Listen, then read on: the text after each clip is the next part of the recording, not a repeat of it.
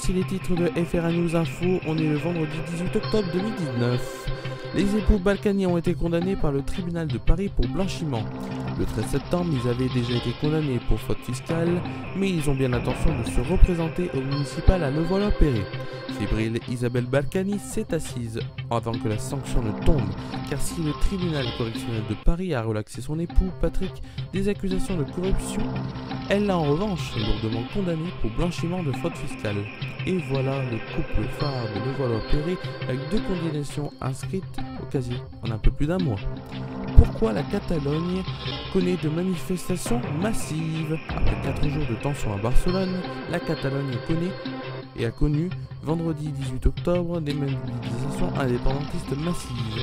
Depuis une semaine, elles sont la conséquence directe de la condamnation lundi de dirigeants indépendantistes à de lourdes peines de prison par la Cour suprême d'Espagne.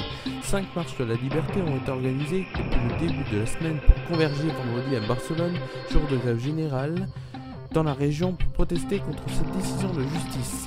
Depuis lundi, le mouvement indépendantiste accroît la pression dans la rue, quitte à se fissurer entre partisans d'une voie pacifique et ceux qui veulent en découdre de manière violente.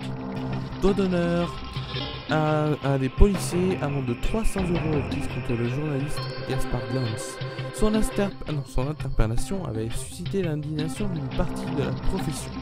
Le journaliste Gaspard Glanz, jugé pour outrage pour avoir fait un doigt d'honneur à des policiers lors d'une manifestation des Gilets jaunes en avril, attend donc et a attendu ce vendredi 18 octobre son jugement. Le parquet de Paris a requis 30 jours d'amende à 10 €, soit 300 € à son encontre. Les jours d'amende peuvent se transformer en emprisonnement si l'amende n'est pas réglée. Le tribunal rendra sa décision le 15 novembre. Le reporter de 32 ans à la tête du média Taranis News avait été interpellé le 20 avril, place de la République, en pleine mobilisation des Gilets jaunes en vue et pour leur acte du 23e est placé en garde à vue. Sur une vidéo diffusée à l'audience, on le voit apostropher les forces de l'ordre et affirmer avoir été visé par une grenade de désarmement. Il leur fait ensuite un dos d'honneur après avoir été bousculé par un policier. C'est tout de suite la météo. La météo présentée par Romain Villard. Voici tout de suite la météo. Il y aura donc de la pluie, puisqu'il y a donc une perturbation qui traverse l'Ardèche en ce moment même et qui demain aura donc de la pluie de partout.